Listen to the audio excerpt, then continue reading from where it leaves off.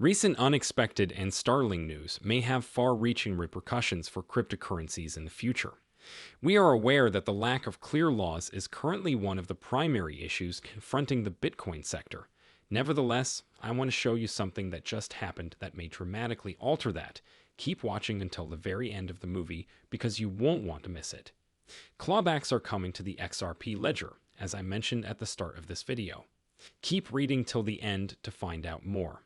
If this sounds like something you'd be interested in, make sure to watch this new video right now. Hello and welcome to our channel, where we discuss the newest XRP news and the cryptocurrency world in general. If you are watching one of our videos for the first time, we will gladly offer you a special greeting. We encourage you to enable notifications so you never miss any video. We are pleased to announce that this channel is hosting a 200 XRP giveaway. To be eligible to participate, simply subscribe to the channel, like this video, and comment with the hashtag XRP. The winner will be notified on October 15th. Many individuals are concerned that as a result of these clawbacks, the XRP ledger may suffer, allowing others to effectively halt your RP payments. In this video, I want to demonstrate why those people are entirely wrong, and how when the top companies in the world embrace this technology, CLAC will change the game. As a result, I want to start this video by explaining CLACs, because there is a lot of fog right now.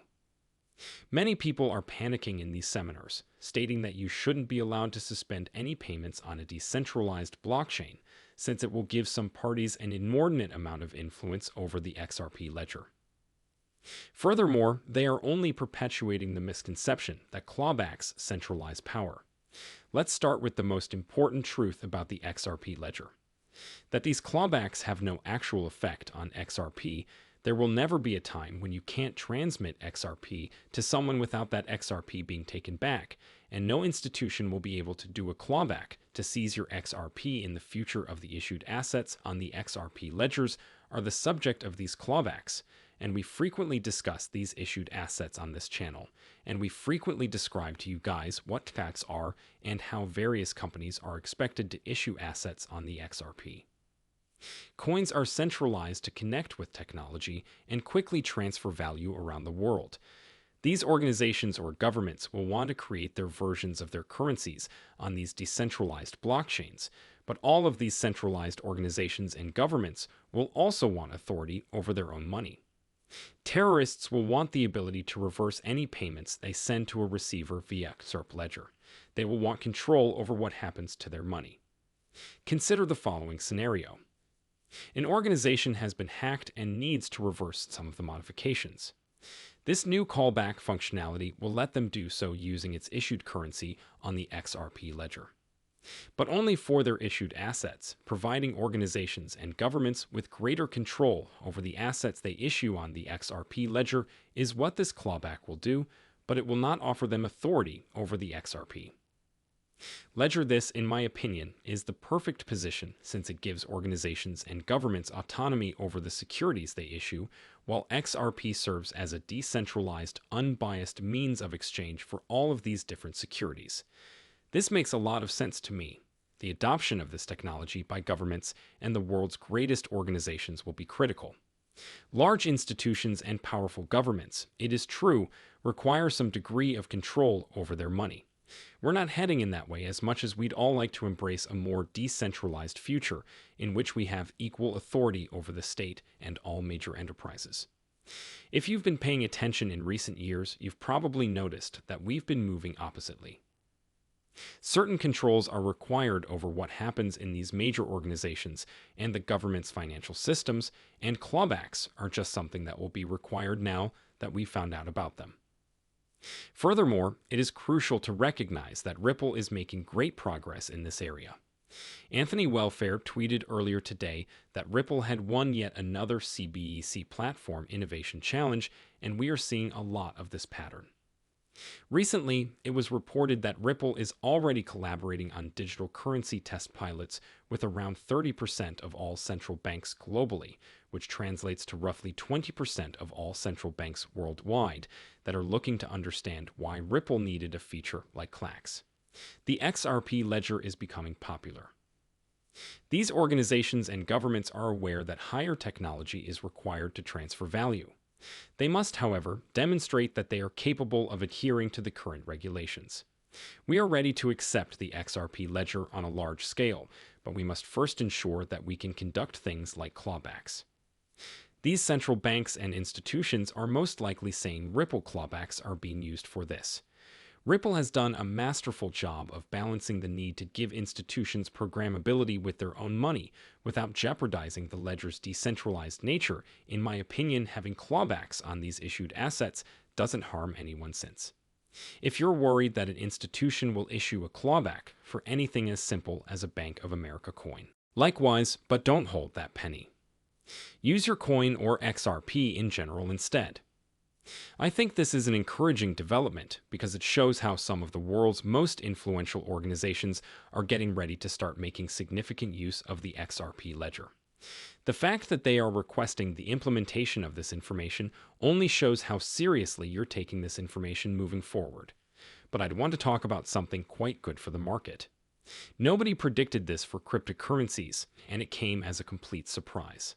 As I constantly say, this is not a political station because Kevin McCarthy was fired as Speaker of the House. However, we must mix some of these ideas when we will not discuss Bitcoin, regardless of your point of view. Kevin McCarthy, or the final persons involved. On the House floor, Kevin McCarthy was not a proponent of Bitcoin, and he did little to advance it.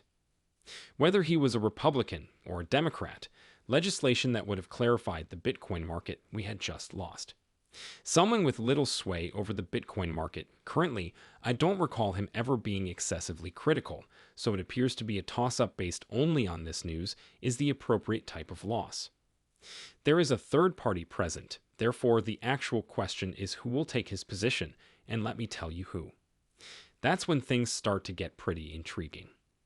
It's fascinating because Tom Emmer and Patrick McHenry appear to be the two people most likely to succeed him. Over the last several months, these two have pushed for hearings to clarify the Bitcoin market. As a result, we just lost a Speaker of the House who had no interest in cryptocurrencies, and we may now have two candidates with strong cryptocurrency interests. Because the Speaker of the House now selects what is put to a vote, they will be much better able to introduce legislation that clarifies the situation. According to what I'm hearing, Tom Emmer is the candidate who will most likely be chosen Speaker of the House, which is an improvement over Patrick McHenry because Tom is a supporter of both cryptocurrencies and XRP. Would be ideal right now, Mr. Tom Emmer.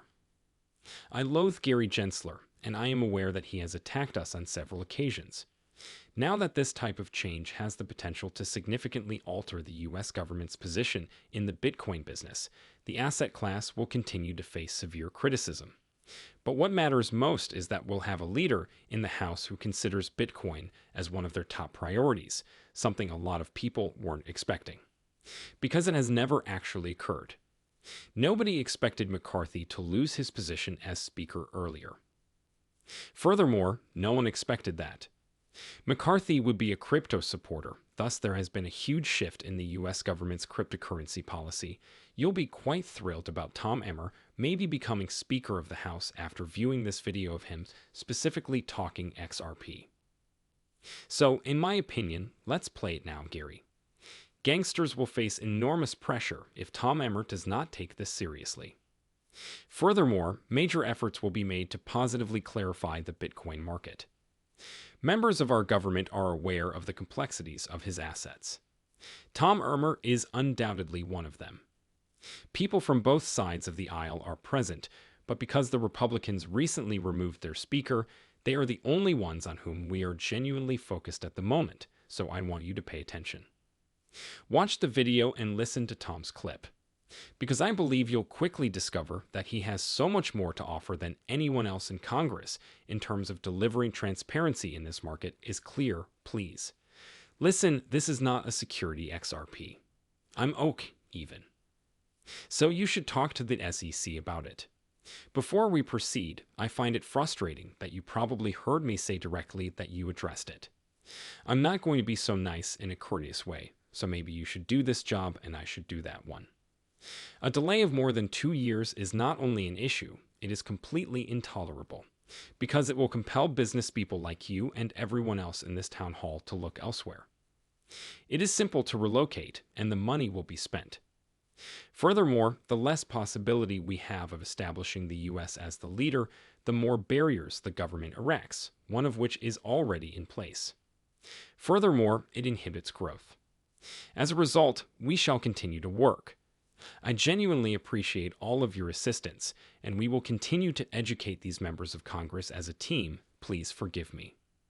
Perian, I know we're running out of time, but as we're doing, you're saying I'm going to make another donation. Do you realize how much effect it may have when some political people glance around and inquire, what's Emmer doing? What is he up to? Oh my goodness, he's getting political contributions. I'd like to learn more. Concerning the current condition of cryptocurrency, we must press them with that push, just because it is lovely and in line with human nature. We'd like to help you once more. You for taking the initiative on this. Even though it has been 2 years, I feel it has had an impact and will continue to do so. I don't know about the rest of you, but that makes me ready for Emmer to become Speaker of the House. Another thing I just want to say is that I think it's extremely important. It is critical to pay attention to folks like Tom. No matter what party you're in, Emmer or Richie Torres supports the Democratic Party, analyzes cryptocurrencies, and realizes that if you're someone who doesn't care about all that, much about other concerns in the globe, gentlemen, it may be time to consider voting for only one party and supporting candidates who will assist this sector regardless of their other ideas. I genuinely appreciate your being here, and I hope you found this update enjoyable. Please remember to like and subscribe if you did. It means a lot.